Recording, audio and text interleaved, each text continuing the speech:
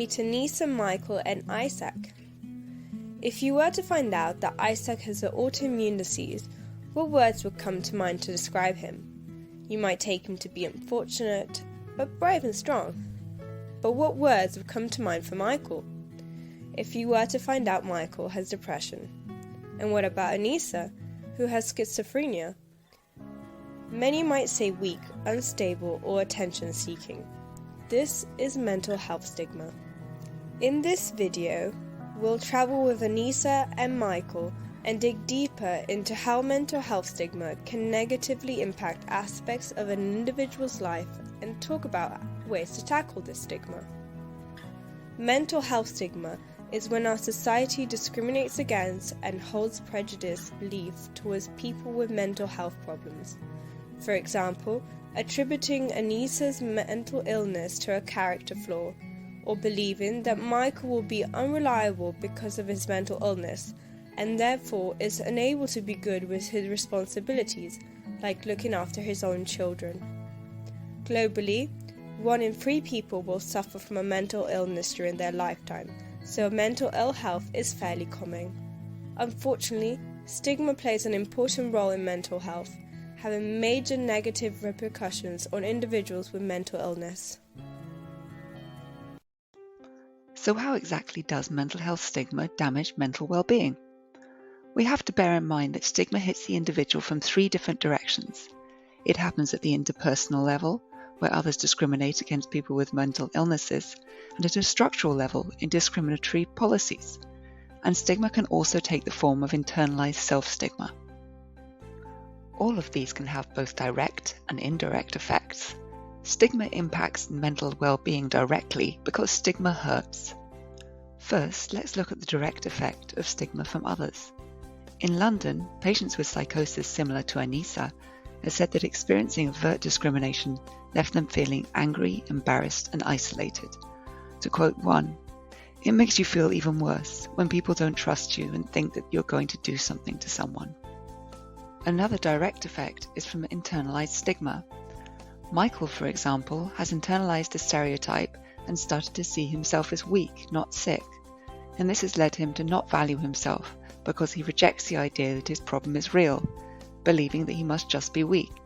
For an example of the impact of this, a study of homeless US veterans showed that higher self-stigma predicted increased depressive and psychotic symptoms up to 6 months later.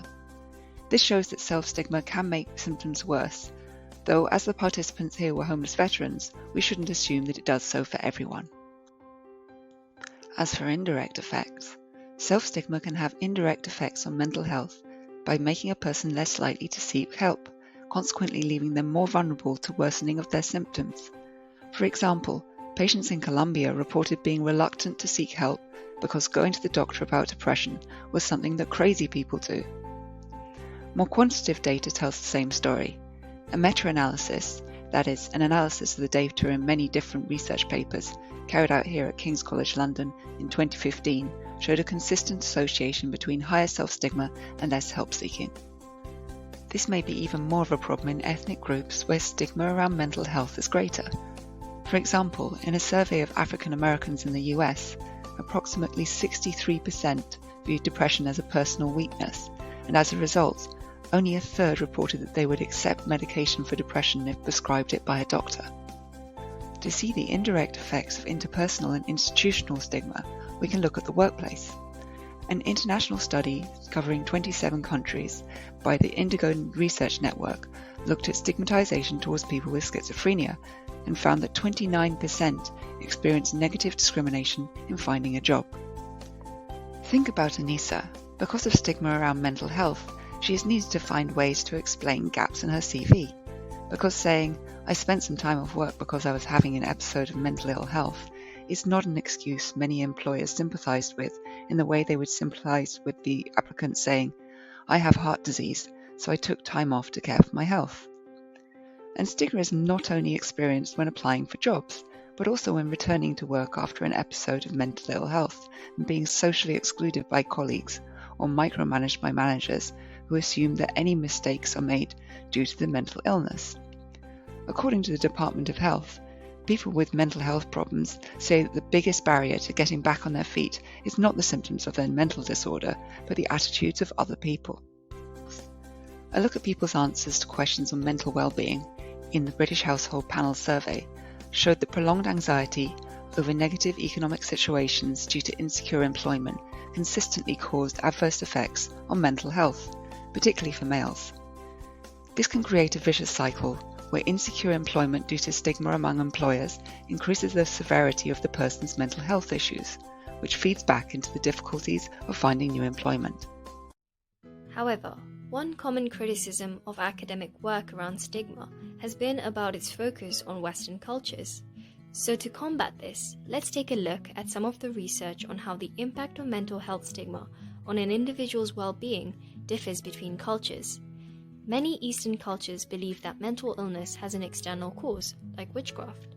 If Anissa lived in China rather than the UK, she may have experienced less stigma because Anissa's schizophrenia would be seen as more out of her control. Now Michael is from an African background.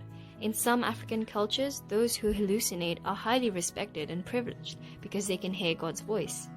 Instead of being stigmatized, they are looked upon as superior. But even within a non-Western group of cultures, like those in Africa, there is substantial cross-cultural variation.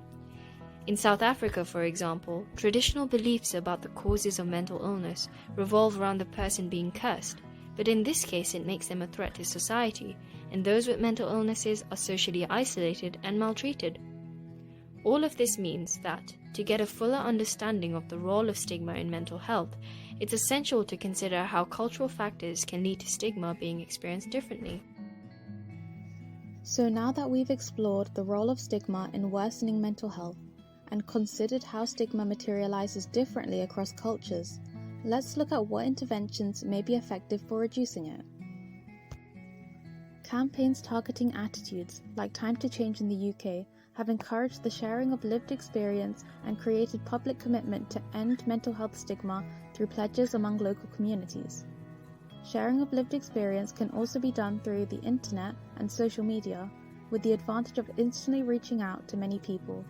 For example, studies suggest that events where celebrities such as Stephen Fry speak publicly about their illness, in his case bipolar disorder, have been effective in reducing stigma.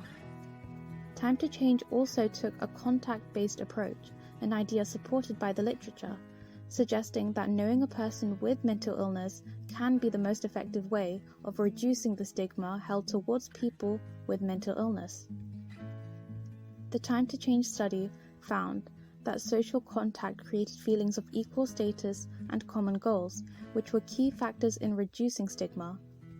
Although this approach seems promising, we should be aware of a possible lack in scientific rigor in how the study was carried out. Other factors apart from social contact and sharing of lived experience could have also been at play in making this intervention effective.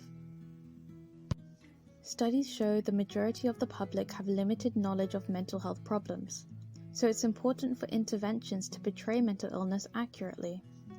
We need to be mindful of cultural differences when proposing interventions. For example, in a nomadic Arabic Bedouin tribe, a person with schizophrenia was well looked after, while the Bedouins thought that the schizophrenia symptoms were caused by a curse. But when informed it was due to a mental illness, the tribe promptly rejected that person. It may be that knowledge-based interventions aren't suitable in cultures where presenting mental disorders as illnesses of the mind would backfire, making the person blameworthy for their condition. Though in cultures like some Vietnamese and Indian ones that are centered around belief in karma, in the view that mental illness can be a punishment for previous sins, increasing mental health education could do good and reduce stigmatization. To summarize, you will have hopefully learned how stigma directly and indirectly stands in the way of individuals seeking and receiving appropriate care. As we have seen, interventions relating to social contact and making people's voices heard can reduce the extent to which stigma can negatively impact the mental health of people, such as Anissa and Michael, with mental health illnesses.